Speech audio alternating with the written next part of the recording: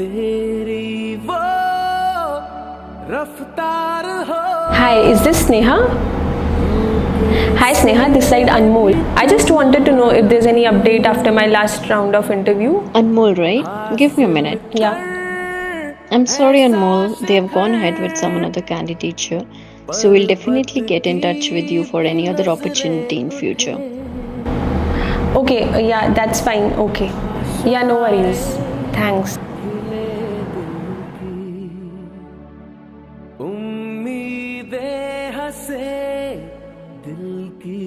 Did you know, on an average, 118 candidates apply for one single job, of whom only 20% are interviewed? And if you get an offer, you are just among 30.89% of interviewees to be selected. Well, that's the level of competition we are in. Let me share some more amazing facts with you.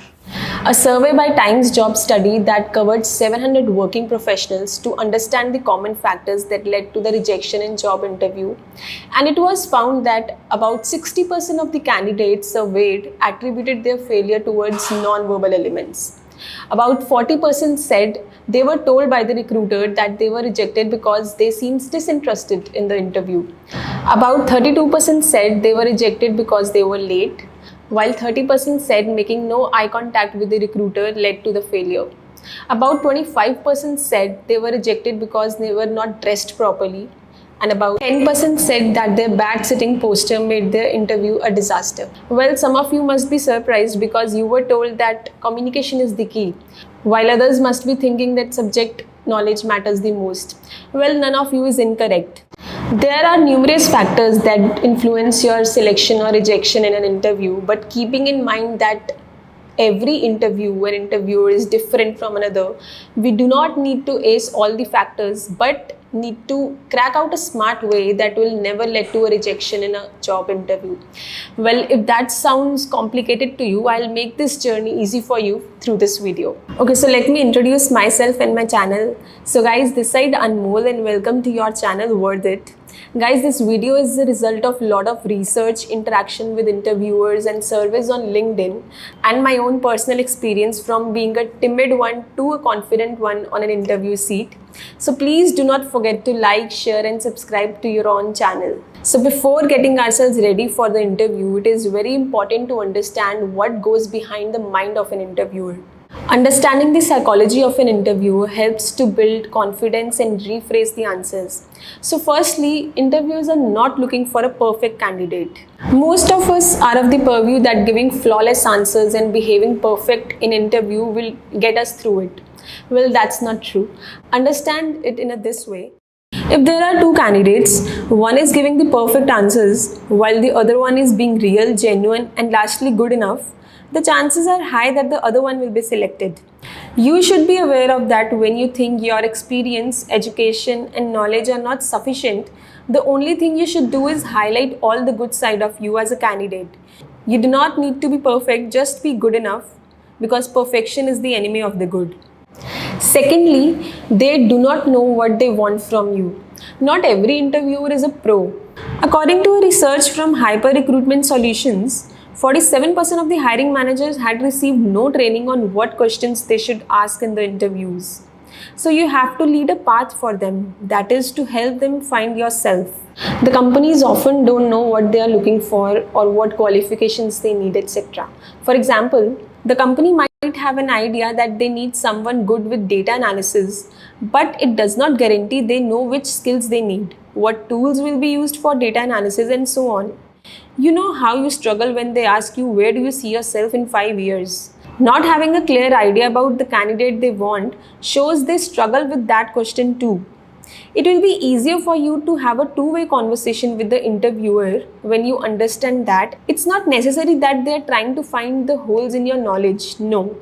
They quite often want to talk to you as an expert. See how you understand the job you applied for. Understand the difference here. You are helping them create needs, not answering to their needs. You are helping them to find the best possible candidate, and that is hopefully yourself. Thirdly, interviewers are looking for risk-free candidates. Now, what do you mean by that? Risk-free hire means finding someone who has relevant and respectable experience. The interviewer wants that experience to be as close to the company's needs as possible. If they find such a candidate, it's quite likely that the candidate's transition at the job will go smoothly. See, it's logical.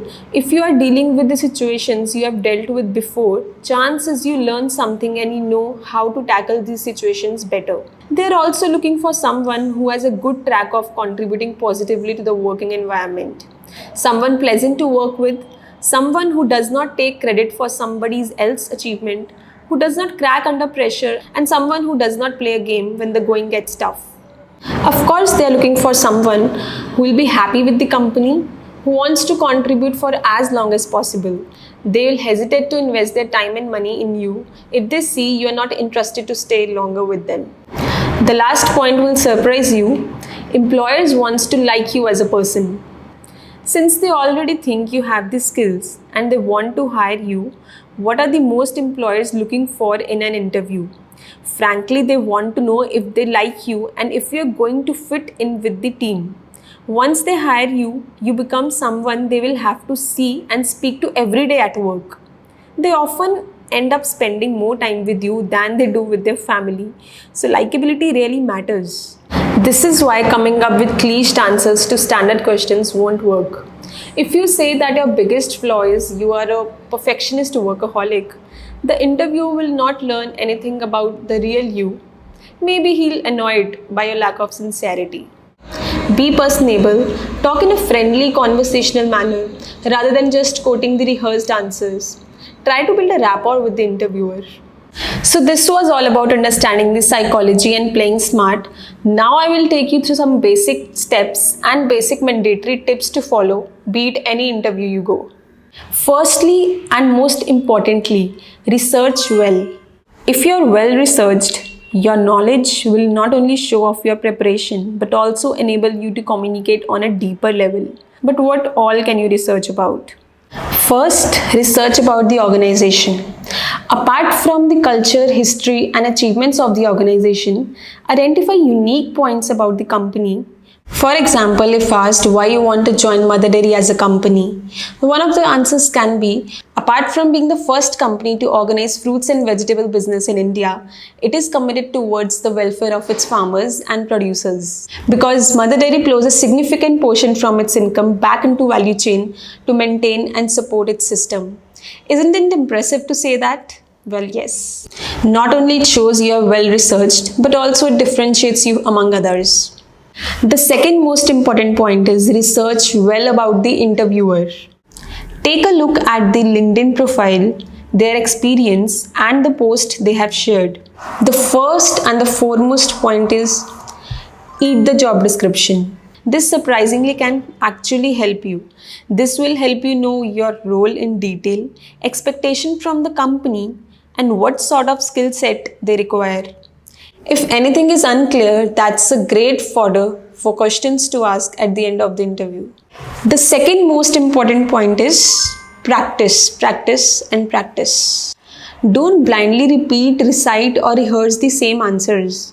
This trick can lead you to the embarrassing mistakes. Instead of this, learn the art of answering the questions by asking yourself random interview-related questions and see how you answer them. Ask questions related to your experience, the most expected questions and situation-based questions to check your presence of mind. Do this in a front of mirror and do it until you are confident. The third most important point is be thorough with your resume and work experience. Ultimately, the discussion in the interview is going to happen over you and your experience, right? So make sure you can elaborate over every point you have written in your resume. Questions will be asked on your core experience if you are not a fresher. If you are thorough with your experience, you will be able to answer them easily. Now, after researching well about your employee and the employer, third important point here is recruiter these days hire for attitude and train for skill. See, your mindset is as important as your skill set. A survey done on LinkedIn asking the same questions and the result came as 73% said They would choose attitude over skills if it came to a chance. While talented employees may possess the ability to pick up the new skills with ease, it does not follow that they'll always make the effort. Individuals possessing a less natural talent but who have the willingness to work hard can acquire outstanding skills through their sheer effort and determination. The last but not the least, emotional intelligence. Without getting much philosophical here, I'll tell you how emotional intelligence can really help you in cracking the interviews. So here is how it can help you. Firstly, show full interest and excitement. So the trick here is that even if you are unable to answer any question, your level of excitement, trying and interest will definitely cover the gap. So here are some of the ways you can do it. See, talk a little louder than usual. Secondly, use more inflection or changes in tone of your voice. You don't want to be sound flat or monotonous, right? Thirdly, give a warm and generous smile wherever it is required. Lastly, ask as much questions as you can. See, one of the best ways to show enthusiasm in the interview is to ask questions. You want to seem like you are eager to learn more and really putting a lot of thought into considering their position. Give them visual signs that you are listening and interested to what they are saying. Nod your head, maintain good eye contact. The second point under emotional intelligence is listen carefully. Don't just vomit out what you have practiced and rehearsed of. It's important to be there in the moment, listen and understand the interviewer and then answer. Another very important point under emotional intelligence is sense of knowing yourself and being honest. See, knowing yourself is a long process, right? But let's not get philosophical here. Here, knowing yourself means at least be aware about yourself in terms of your expectations and how you want to offer the organization in a best possible way. The more you spend time in yourself answering situational questions, the more you will be quick, smooth, and honest in an interview. Okay? Secondly, don't go out of your way to make them like you. This is very, very important because no matter what you think, people usually see through that. And chances are you will get completely wrong. Even if you fool them on the interview, you will be found out when you start working and in no time you will be out of your job. There is no point in that. It's always better to be who you are, be honest in your responses, talk the way you talk, think the way you think. You should try to show the best version of yourself, not the best version of someone else. No matter how tempting it is to lie, stick to the truth. So this was all for today. But before ending this video, let's have a quick check on hygiene factors. Be on time, check your internet connection. You should be clearly visible and audible. Lastly, your background should be clean. Hope the time invested by you in this video was worth it. I would also suggest to watch this video 2-3 days before your final interview. It will definitely help to brush up your basics and to build a strategy. In my next video, I will be covering the technique of answering any kind of question in interview and how to convert your nervousness into excitement. So I wish you all the good luck for your upcoming interviews. See you in my next video. Till then, take care.